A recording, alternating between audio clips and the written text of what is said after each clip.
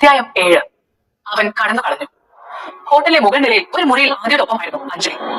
ഈ ചെക്കനവിടെ താമസിപ്പിക്കുന്നതുകൊണ്ട് എല്ലാ കഷ്ടമാണ്.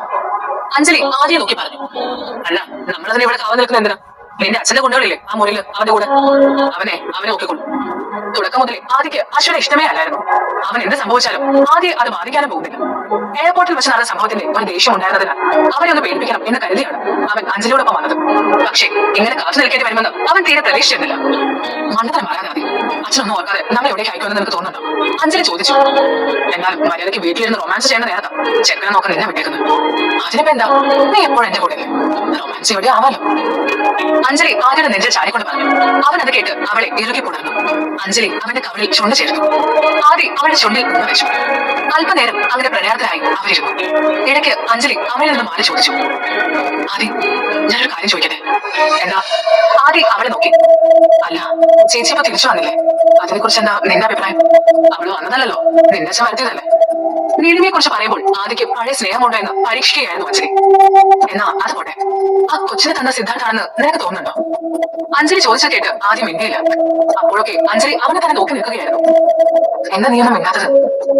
എനിക്കറിയില്ല, ആദ്യം നിർവികാരമായി പറഞ്ഞു. അത് കേട്ട് അഞ്ജലി പരിഭവിച്ചു. എന്നാലും ആദ്യം ചേച്ചിയെന്ന് നിന്നെ ചതച്ചുകൊണ്ടല്ലേ നിങ്ങൾക്ക് ഒന്നിക്കാൻ കഴിയാതെ പോയത്? അല്ലായിരുന്നേൽ നിങ്ങളുടെ വിവാഹം ഇപ്പൊ കഴിഞ്ഞേനെ അല്ലേ? അല്ല നീ എന്തിനാ ഇപ്പോ ഈ വിഷയം എടുത്തിരുന്നത്? ഒന്നുമില്ല, അന്ന് അവള് ചതിച്ചത് നന്നായെന്നും അതുകൊണ്ട് നിന്നെ എനിക്ക് കിട്ടിയതെന്നും നീ പറയുമെന്ന് വിചാരിച്ചു. അഞ്ജലി മുഖം വീർപ്പിച്ചുകൊണ്ട് പറഞ്ഞു. അവളുടെ വാക്കുകൾ സത്യമാണെന്ന് കരുതി ആദി അവളെ ചേർത്ത് പിടിച്ചു. അത് ഞാൻ പറയാതെ തന്നെ നിനക്കറിയാവുന്നല്ലേ? അതെ, എന്നാലും ചേച്ചി അങ്ങനൊക്കെ നിന്നോട് ചെയ്യാമെന്ന് ഞാൻ കരുതിയില്ല. ആ വിഷയം നീ വിട്ടെ. അന്നത്തെ വിഷയത്തിൽ നീലിമ പറഞ്ഞൊന്നും ആരും വിശ്വസിച്ചില്ലല്ലോ. അവൾക്ക് എന്താ അന്ന് സംഭവിച്ചെന്ന് നമുക്ക് ആർക്കും അറിയില്ല. സോ ആ വിഷയം ഇനി സംസാരിക്കണം. അത് കേട്ടപ്പോൾ അഞ്ജലിയുടെ മുഖം ദേഷ്യം കൊണ്ട് ചോദിച്ചു. അവൾ അതൊട്ടും പ്രതീക്ഷിച്ചില്ല. അവന്റെ മനസ്സിൽ എന്താണെന്ന് അറിയാനാണ് അവൾ ശ്രമിച്ചത്. ആദ്യം പുറമെ കാണിക്കുന്ന വെറുപ്പൊന്നും നീലിമയോട് അവനില്ലെന്ന് അഞ്ജലിക്ക് മനസ്സിലായി. അതോടെ ആദ്യം തന്നെ വിട്ടുപോകുമെന്നുള്ള അവളുടെ ഭയം വർദ്ധിച്ചു. എന്താ ആദ്യം അഞ്ജലിയുടെ മുഖം ശ്രദ്ധിച്ചുകൊണ്ട് ചോദിച്ചു. ഒന്നുമില്ല, എന്തോ ഒരു തലവേദന. അഞ്ജലി അവനിൽ നിന്ന് മാറി ബെഡിലേക്ക് കിടന്നു. അവളുടെ പെട്ടെന്നുള്ള മാറ്റത്തിന് കാരണം അറിയാതെ അവൻ അവളെ തന്നെ നോക്കി. പിറ്റേന്ന് രാവിലെ നീലിമ ഹോട്ടലിൽ ജോലിക്കായി വന്നു. അവളുടെ മുഖത്ത് വല്ലാത്ത ക്ഷീണം പ്രകടമാണ്. അശ്വിനെ കാണാതെ അവൾക്ക് ഉറങ്ങാൻ പോലും സാധിക്കില്ല. ഇന്നലെ മുതൽ അവൾ ഭക്ഷണവും കഴിച്ചിട്ടില്ല. അശ്വിനെ ഇന്ന് എന്തായാലും കണ്ടുപിടിക്കുമെന്ന് ഉറപ്പിച്ചാണ് നീലിമ വന്നത്. അവൾ വെയിറ്റർ വേഷം എടുത്ത് ധരിച്ചിട്ട് സൂപ്പർവൈസറോട് അടുത്തേക്ക് ചെന്നു. പറഞ്ഞതിനും നേരത്തെ അവൾ വന്നത് കണ്ട് സൂപ്പർവൈസർ പറഞ്ഞു, ഇങ്ങനെ വേണം കുട്ടി, ഇത്ര കൃത്യനിഷ്ഠയുള്ള കുട്ടികൾ എന്ന് കുറവാണ്. സൂപ്പർവൈസർ വളരെ സ്നേഹമുള്ള ആളായിരുന്നു. നീലിമ അദ്ദേഹത്തെ നോക്കി പുഞ്ചിരിച്ചു. അയാൾ പറഞ്ഞു, പിന്നെ മോളെ, ജോലിക്ക് കയറുമ്പോ ഒരു കാര്യം മാത്രം ഓർത്താൽ മതി, കസ്റ്റമറാണ് നമ്മൾക്ക് വലുത്, അവരെ വെറുപ്പിക്കരുത്. ഞാൻ നോക്കിക്കോളാം സർ. എന്നാ ജോലി നടക്കട്ടെ, ഓൾ ദി ബെസ്റ്റ്. നീലിമ അദ്ദേഹത്തോട് നന്ദി പറഞ്ഞിട്ട് അവിടെ നിന്ന് പുറത്തു കടന്നു. നീലിമയുടെ ജോലി അശ്വിനെ തിരയുക എന്നത് മാത്രമാണ്. അവൾ അതിനായി ഉടനെ മുകളിലെ നിലയിലേക്ക് പോയി. അവിടെയും അവൾക്ക് അശ്വിനെ കണ്ടെത്താൻ കഴിഞ്ഞില്ല. മുറികളിൽ പലതും അകത്ത് നിന്ന് ലോക്ക് ചെയ്തിരിക്കുകയാണ്. വെറുതെ തട്ടി വിളിച്ച് കസ്റ്റമറെ ബുദ്ധിമുട്ടിച്ചാൽ ജോലി പോകും. പിന്നെ ഈ ഹോട്ടലിൽ കയറാൻ പോലും സാധിക്കില്ല. എന്റെ ഈശ്വര, ഞാനിനി എന്ത് ചെയ്യും? എന്റെ കുഞ്ഞ് എവിടെയാണെന്ന് അറിയില്ലല്ലോ, നീലിമ സ്വയം പറഞ്ഞു. അപ്പോഴേക്കും അവൾ നിൽക്കുന്നതിന്റെ അടുത്തുള്ള ലിഫ്റ്റ് തുറന്ന് അഞ്ജലി ഇറങ്ങി വന്നു. നീലിമയുടെ മുഖത്ത് പ്രതീക്ഷ തെളിഞ്ഞു. അവൾ കാണാതിരിക്കാൻ നീലിമ മറന്നു നിന്നു. അഞ്ജലി ഫോളോ ചെയ്താൽ അശ്വിനുള്ള മുറി കണ്ടുപിടിക്കാമെന്ന ചിന്തയിൽ നീലിമ അവളെ പിന്തുടർന്നു. അഞ്ജലി ആ ഇടനാഴിയിലൂടെ നടന്ന് ഒരു മുറിക്ക് മുന്നിലെത്തി. നീലിമ അവരുടെ പിന്നാലെ തന്നെ ഉണ്ടായിരുന്നു. അഞ്ജലി വാതിൽ തട്ടിയപ്പോൾ അകത്ത് നിന്ന് രണ്ട് പുരുഷന്മാർ ഇറങ്ങി വന്നു. ഇത് വേറെ മുറിയാണല്ലോ, അപ്പോ അച്ഛൻ എവിടെ ആയിരിക്കും ഉള്ളത്? നീലിമ ചിന്തിച്ചു. എന്തായാലും അഞ്ജലി വെറുതെ വഴിക്ക് വരില്ലെന്ന് അവൾക്ക് ഉറപ്പായിരുന്നു. നീലിമ അഞ്ജലിയുടെ സംസാരം ശ്രദ്ധിക്കാൻ തീരുമാനിച്ചു. എവിടെ അവൻ? അഞ്ജലി മുറിയിൽ നിന്നിറങ്ങിയ പുരുഷനോട് ചോദിച്ചു. അത് മാഡം, അവൻ ഞങ്ങളെ കണ്ടുപിടിച്ച് കടന്നു കളഞ്ഞു. സിദ്ധാർത്ഥ വന്ന് അവരെ കൂട്ടിക്കൊണ്ട് പോയെന്ന് പറഞ്ഞാൽ അത് അവരുടെ ജോലിയെ ബാധിക്കുമെന്ന് തോന്നിയത് കൊണ്ടാണ് മുറിയിലുള്ളയാൾ അങ്ങനെ ഒരു കള്ളം പറഞ്ഞത്. അത് കേട്ട് അഞ്ജലിയുടെ മുഖം ചുവന്നു. പടിമാണോ? ഒരു ചെറിയ കുഞ്ഞിനെ നോക്കാൻ പറ്റാത്ത നീയൊക്കെ എവിടെ കൊണ്ടാണോ? Sorry madam. അവൾ തല കാട്ടി. ഇതെല്ലാം കേട്ട് പേടിച്ച് നിൽക്കുകയായിരുന്നു നീലിമ. കുഞ്ഞ് അവരുടെ കയ്യിൽ നിന്നും പോയി എന്നറിഞ്ഞ ഉടനെ അവൾ അവർക്ക് അരികിലേക്ക് ചെന്നു. എന്നിട്ട് പറഞ്ഞു, അഞ്ജലി, എന്റെ മോൻ എവിടെ? മര്യാദയ്ക്ക് എന്റെ കുഞ്ഞിനെ എനിക്ക് കാണിച്ചു തന്നു. നീലിമ പറഞ്ഞത് കേട്ട് അഞ്ജലി അവൾ അമ്പരപ്പോടെ നോക്കി. നീലിമയെ അഞ്ജലി അവിടെ പ്രതീക്ഷിച്ചതല്ല. ചേച്ചി, അത് പിന്നെ അച്ഛൻ്റെ ഞാൻ ആര് പറഞ്ഞാലില്ലെങ്കിലും മര്യാദയ്ക്ക് എന്റെ മോനെ തിരിച്ചതാ, ഇല്ലേ ഞാനിപ്പോ പോലീസ് വിളിക്കും. നീലിമ ഫോൺ എടുത്ത് police control room number dial ചെയ്യാൻ തുടങ്ങി. അത് നോക്കി നിൽക്കുകയായിരുന്നു അഞ്ജലിയുടെ ഗുണ്ടകൾ. അഞ്ജലിക്ക് അവരുടെ ആ നിൽപ്പ് കണ്ട് ദേഷ്യം വന്നു. എടോ, എന്ത് നോക്കി നിൽക്കുക? അവൾ പോലീസിൽ വിളിച്ചാൽ എല്ലാവരും കൊടുക്കും. അത് പറഞ്ഞത് കേട്ട് അവളുടെ ആളുകൾ നീലിമയുടെ അരികിലേക്ക് വന്ന് അവളുടെ ഫോൺ പിടിച്ചു വാങ്ങി. ഇതെന്തൊരു കഷ്ടമാണ് അഞ്ജലി, എന്റെ കുഞ്ഞിൽ നിന്നോട് എന്ത് തെറ്റാ ചെയ്തേ? ചേച്ചി ഇങ്ങനെ ടെൻഷൻ അടിക്കാതെ, അവൻ ചെറുതറിഞ്ഞോളൂ, നല്ല ബുദ്ധിയാ ചെറുക്കൻ, അവൻ ദൂരെ ഒന്നും പോയി കാണില്ല, ഇവിടെ തന്നെ കാണും, അഞ്ജലി പറഞ്ഞു. നീലിമ മറുപടി പറയാതെ അവിടെ നിന്നും അശ്വയെ അന്വേഷിച്ച് പോവാൻ ശ്രമിച്ചു. പക്ഷേ അഞ്ജലി അവളെ പറഞ്ഞു, മാറിക്ക്, ചേച്ചി പേടിക്കാതെ, മോനെ ഞാൻ കണ്ടുപിടിക്കും. അഞ്ജലി, നിനക്ക് എന്റെ മോനോട് വലിയ സ്നേഹമൊന്നുമില്ലെന്ന് എനിക്കറിയാം. കൂടുതൽ അഭിനയിക്കൊന്നുമില്ല. ചേച്ചി പറയുന്നത് സത്യം. എനിക്ക് ചേച്ചിയോട് പോലും സ്നേഹമില്ല, പിന്നല്ലേ മോനോട്. അഞ്ജലി ചിരിച്ചു. എന്നേടെ പേര് ഞാൻ പോയി നോക്കിക്കോളാം അവനെ. നീലിമ മുന്നോട്ട് നടക്കാൻ ശ്രമിച്ചു. അത് പറ്റില്ല. അവൻ സിദ്ധാർത്ഥ വിശ്വയുടെ മകനാണെന്നല്ലേ ചേച്ചി പറഞ്ഞത്. അപ്പോ വിശ്വ ഗ്രൂപ്പിന്റെ അടുത്ത അവകാശി അവനാണ്. ഞങ്ങൾക്ക് അവനെ വെച്ച ചില കാര്യങ്ങൾ നേടിയെടുക്കാനുണ്ട്. സോ അവനെ കണ്ടുപിടിക്കേണ്ടത് ചേച്ചിയേക്കാൾ ഞങ്ങളുടെ ആവശ്യം. അഞ്ജലി നീലിമയ്ക്ക് അരികിൽ വന്ന് പറഞ്ഞു. അഞ്ജലി പ്ലീസ്, എന്നെ പോകാൻ സമ്മതിക്കും. നീലിമയുടെ ശബ്ദം ഇടറിയിരുന്നു. അഞ്ജലിയും അവരുടെ ആളുകളും നീലിമയെ തടഞ്ഞു നിർത്തിയത് കൊണ്ട് അവരെ മറികടന്ന് പോകാനും അവൾക്ക് കഴിഞ്ഞില്ല. ആകെ നിസ്സഹായ അവസ്ഥയിലായിരുന്നു നീലിമ. ചേച്ചി പോയാലെങ്ങനെയാ? സിദ്ധാർത്ഥ വിശ്വ പറഞ്ഞത് നീ അയാളുടെ പെണ്ണാണെന്നല്ലേ. സോ ചേച്ചിയെ വെച്ച് ഞങ്ങൾക്ക് കാര്യം നേടാം. അയാള് വരുമെന്നൊന്ന് കാണുമല്ലോ. അഞ്ജലി പറഞ്ഞു. അഞ്ജലി, സത്യമായി അയാൾ ഞാനുമായി ഒരു ബന്ധമില്ല. എന്നെയും എന്റെ മോനെയും നിങ്ങൾക്ക് കൊന്നാലും അദ്ദേഹത്തെ അത് ബാധിക്കാനും പോകുന്നില്ല. പ്ലീസ് എന്നെ വിട്ടേക്ക്. നീലിമ പറഞ്ഞത് കേട്ട് അഞ്ജലി ചിരിച്ചതേ ഉള്ളൂ. സിദ്ധാർത്ഥ വിശ്വ നേരിട്ട് വന്നിട്ട് പറയുന്നു ചേച്ചി അയാളുടെ പെണ്ണാണ്. ചേച്ചി പറയുന്നു അയാളുമായി യാതൊരു ബന്ധവുമില്ല.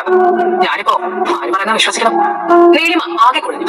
അഞ്ജലിയുടെ അടുത്ത് നിന്ന് രക്ഷപ്പെടാൻ ഒരു വഴിയും അവളുടെ മനസ്സിൽ തോന്നിയില്ല. അവൾ ദയനീയമായി അഞ്ജലിയെ നോക്കി. അഞ്ജലി അപ്പോൾ അവളുടെ ആളുകളോട് പറഞ്ഞു കൊണ്ടുപോയ മുറിയിലിട്ട് പൂട്ട്. അഞ്ജലി പറഞ്ഞത് കേട്ട് അവളുടെ ആളുകൾ നീലിമയെ പിടിച്ച് വലിച്ചഴിച്ചു കൊണ്ടുപോയി. നീലിമ കുതാൻ ശ്രമിച്ചുവെങ്കിലും കഴിഞ്ഞില്ല. അഞ്ജലി പ്ലീസ്, എന്നെ പോകാൻ സമ്മതിക്കും. നീലിമ അവളോട് ദയനീയമായി പറഞ്ഞു. അഞ്ജലി അത് കേട്ടതായി പോലും ഭാവിച്ചില്ല. അവളുടെ മുഖത്ത് പുച്ഛം നിറഞ്ഞു. നീലിമയെ വെച്ച് സിദ്ധാർത്ഥോട് വിലപേശി ബിസിനസ്സിൽ പങ്കാളിയാക്കുന്ന കാര്യം സാധിച്ചെടുക്കാമെന്ന് അവൾ മനസ്സിൽ കണക്കുകൂട്ടി. മുറിയിൽ സിദ്ധാർത്ഥ തുടരുമ്പോൾ അടുത്ത് അശ്വിൻ തന്നെ നോക്കി നിൽക്കുന്നതാണ് കാണുന്നത്. Good morning daddy. Good morning. മോനെ പെണീറ്റു? കുറച്ചു നേരമായി. അമ്മയെ വിളിക്കണ്ടേ?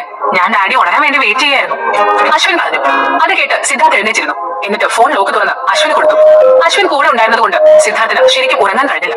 ഇടയ്ക്കിടെ അശ്വിൻ ഉറക്കത്തിൽ അമ്മയെ വിളിച്ച് കരഞ്ഞിരുന്നു. അങ്ങനെയൊക്കെയുള്ള അനുഭവങ്ങൾ സിദ്ധാർത്ഥന്റെ ജീവിതത്തിൽ തന്നെ ആദ്യമായിട്ടാണ്. അതിന്റെ ഒരു ബുദ്ധിമുട്ട് അവന്റെ മുഖത്തുണ്ടായിരുന്നു. അശ്വിനോട് അവനത് പ്രകടിപ്പിച്ചില്ല.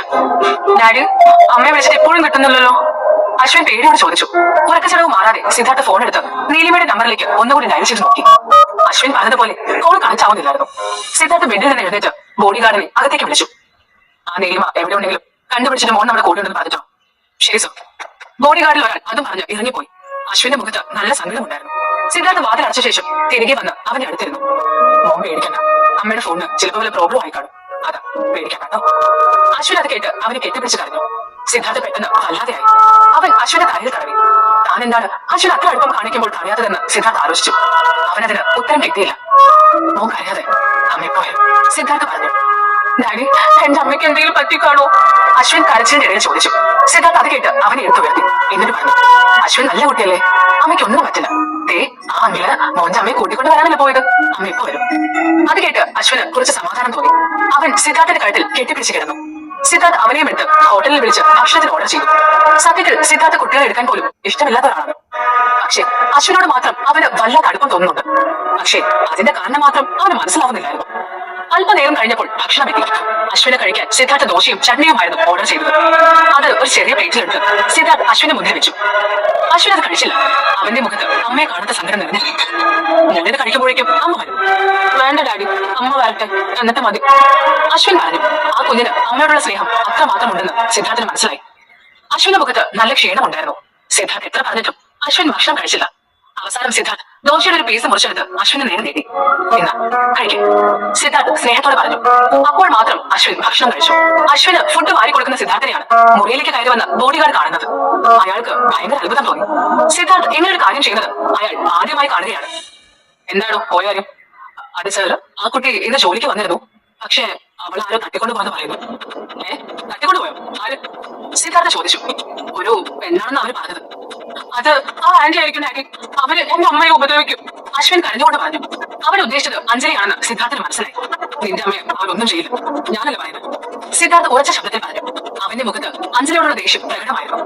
അശ്വിന്റെ മുഖത്ത് വല്ലാത്ത വിഷമമുണ്ടായിരുന്നു. അമ്മ എവിടെയാവുമെന്നോർത്ത് അവൻ ശരിക്കും പേടിച്ചു. സിദ്ധാർത്ഥ് എഴുന്നേറ്റ് ചെന്ന് വേഷം മാറി വന്നു. അശ്വിൻ അപ്പോഴും കിടക്കയിൽ തന്നെയായിരുന്നു. സിദ്ധാർത്ഥിനെ നോക്കി അശ്വിൻ പറഞ്ഞു, ഡാഡി, എനിക്ക് അമ്മയെ തീരെ ഇഷ്ടമല്ല, അവരമ്മയെ കൊല്ലും ഡാഡി. അശ്വിൻ, ഞാൻ പറഞ്ഞില്ലേ നിന്റെ അമ്മയ്ക്ക് ഒന്നും സംഭവിക്കില്ല. സംഭവിച്ചാൽ പിന്നെ അവരൊന്നും ഈ ഭൂമിയിൽ ഉണ്ടാവില്ല. സിദ്ധാർത്ഥ് വളരെ ദേഷ്യത്തോടെയാണ് അത് പറഞ്ഞത്. ഇത്രയുമൊക്കെ ദേഷ്യം തോന്നാലും നീലിമയെ രക്ഷിക്കണമെന്ന് ചിന്തിക്കാനും മാത്രം ആരാണ് തനിക്ക് നീലിമ? ആ കുഞ്ഞിന് വേണ്ടി മാത്രമാണോ താൻ അവളെ രക്ഷിക്കാൻ ശ്രമിക്കുന്നത്? സിദ്ധാർത്ഥ് സ്വയം ചോദിച്ചു. അവൻ സാധാരണയായി അങ്ങനെ ആരെയും പരിധിയിൽ കൊണ്ട് അടുപ്പിക്കാറില്ല. ഇതിപ്പോൾ നീലിമയും അശ്വിനും പലപ്പോഴും തന്റെ ജീവിതത്തിൽ ഇടിച്ചു കയറി വരുന്നു.